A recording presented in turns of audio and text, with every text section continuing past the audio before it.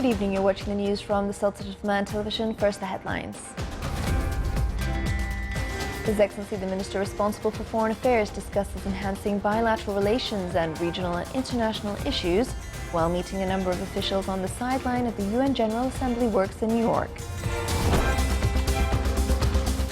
The German Minister of State at the Federal Foreign Office confirms that the Sultanate plays an essential role in resolving many issues of the region and the world, as everyone places their trust in Oman. And Sudan affirms its return to the international society with hopes that its name will be removed from the list of countries supporting terrorism in the near future.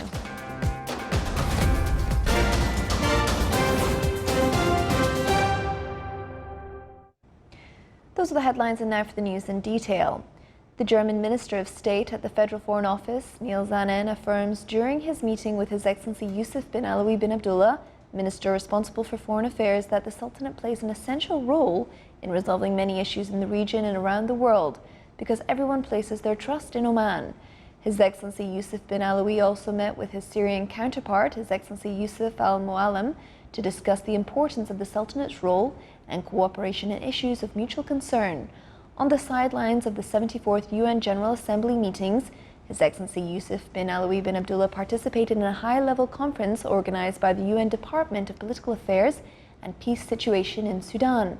His Excellency the Minister responsible for Foreign Affairs also held a meeting with his Nepali counterpart, Pradeep Gayawali, to discuss wider topics like climate change, environmental issues, investment and commercial trade between the two countries. In a statement to Oman television, the Nepali minister expressed his appreciation of Oman's role in maintaining peace in the region. His Excellency Yusuf bin Alawi bin Abdullah will continue to meet ministers of foreign affairs to discuss matters of mutual concern and promote cooperation with other countries in a number of important issues.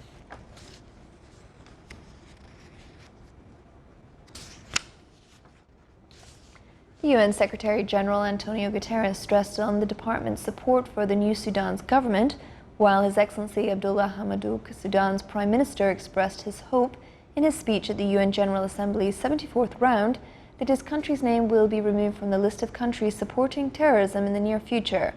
Meanwhile, Sudan's Prime Minister said he had useful talks with the US officials this week and expressed hope that Khartoum could reach an agreement to be removed from the Washington state-sponsored terrorism list very soon. Abdullah Hamdok, an economist, was appointed in August as a leader of the transition government, vowing to stabilize the country and repair an economy battered by years of US sanctions and government mismanagement during Omar al-Bashir's 30-year rule.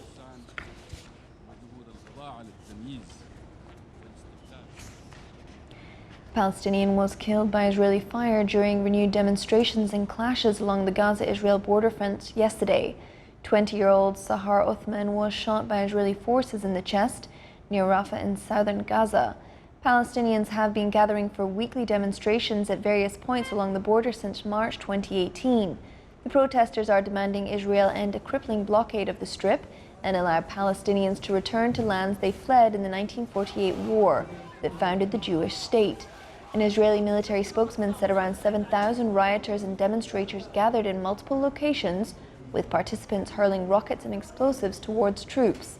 At least 309 Palestinians have been killed by Israeli fire in Gaza since the protests began, the majority during the demonstrations. 8 Israelis have been killed in Gaza-related violence over the same period.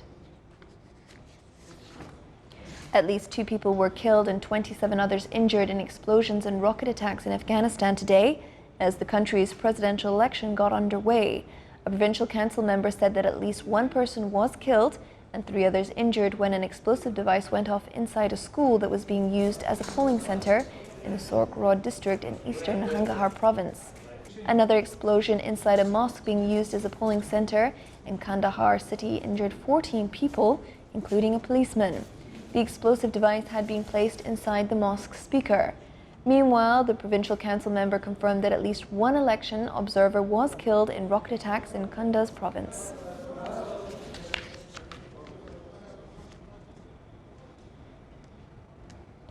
Iraq's Prime Minister Adel Abdul Mahdi has approved the reopening on Monday of the Qaim border crossing with Syria, the latest sign of normalization between Baghdad and Syria's President Bashar al-Assad's government.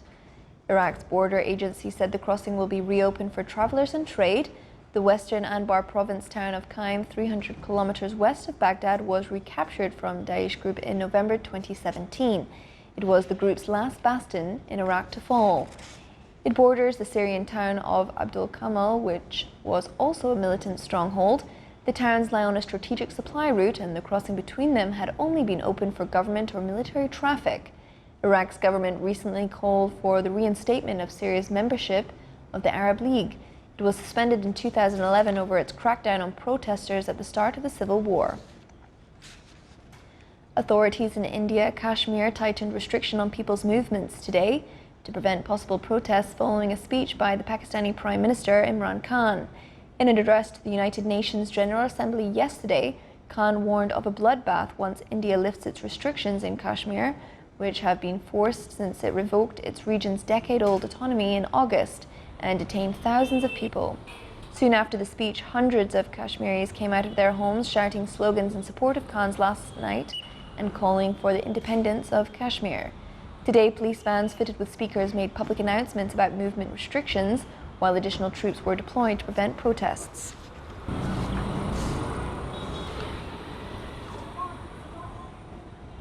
At least 61 people were killed as retreating monsoon rain pummeled large swaths of India's northern state of Uttar Pradesh.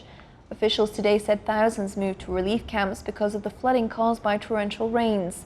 Densely populated regions on the banks of the two main rivers in the state, which are overflowing because of incessant rainfall in the last 48 hours, are amongst the worst hit. The State Disaster Management Authority confirmed 44 deaths till last night, saying that the authorities are focusing on rescue and relief works in the affected regions. Authorities moved thousands to relief shelters as there is a forecast of heavy rain in the next 48 hours in most of the affected districts of the state. Officials and local media reports said most people lost their lives in a variety of reasons, including wall collapses, drowning, lightning, and snake bites.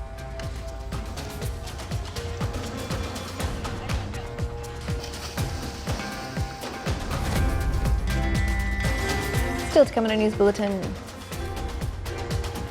A workshop on medical physics and diagnostic radiology is held in Muscat.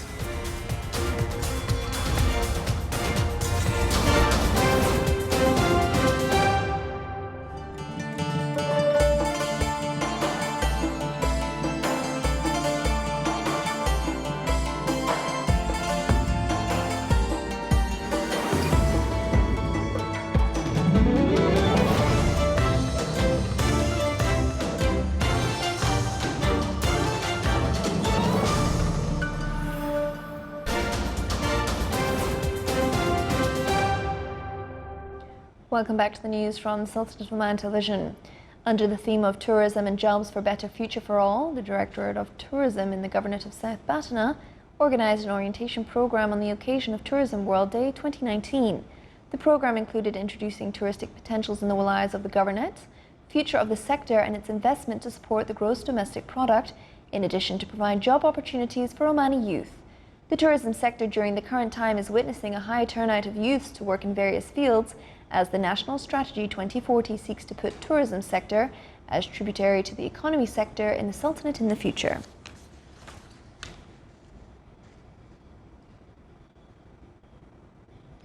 An orientation program of Roya Award for Youth Initiatives 2019 was organised in the Governorate of South Batna.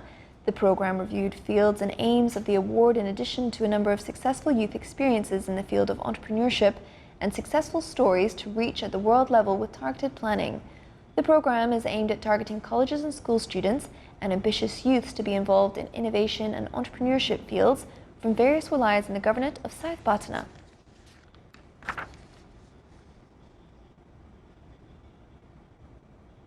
The Royal Hospital, in cooperation with the Middle East Federation of Medical Physics Organization and the Omani Medical Physics Association, has held a workshop on the medical physics and diagnostic radiology. Work papers discussed in a number of topics were the international regulations on radiation protection in the diagnostic radiology and the study of the biological effects of iodizing radiation and its prevention procedures. The workshop is aimed to enhance practice of medical physics in diagnostic radiology in the region and to enrich the participants' knowledge from an array of experts with vast experience in the field. On the sidelines of the workshop, the head of the Middle East Federation of Medical Physics organization held a meeting in the National Heart Center.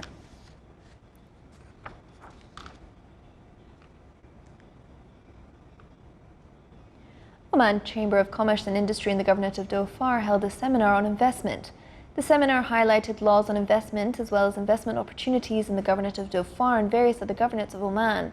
The seminar discussed in particular the new foreign investment law, including the new facilities and rights provided for foreign investors and how to attract foreign capitals to the Sultanate.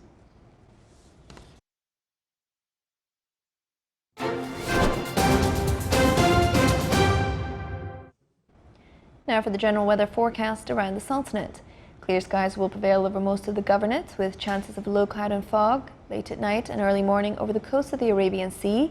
Cloudy skies with chances of intermittent drizzle are expected over the governorates of Dhofar. Winds will be southeasterly light to moderate and seas will be slight to moderate with a maximum wave height of 1.5 meters.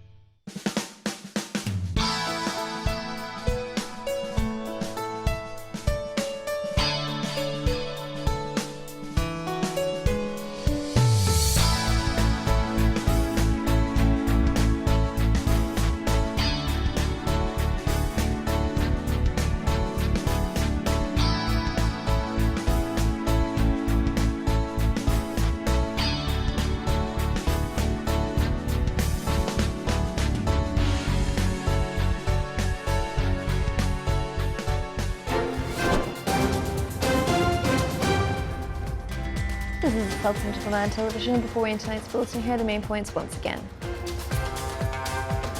His Excellency the Minister responsible for Foreign Affairs discusses enhancing bilateral relations and regional and international issues while meeting a number of officials on the sideline of the UN General Assembly works in New York. The German Minister of State at the Federal Foreign Office confirms that the Sultanate plays an essential role in resolving many issues of the region and the world, as everyone places their trust in Oman. And Sudan affirms its return to the international society with hopes that its name will be removed from the list of countries supporting terrorism in the near future. With that, we come to the end of tonight's news bulletin. From all of us here at the newsroom and the studio, it's good night.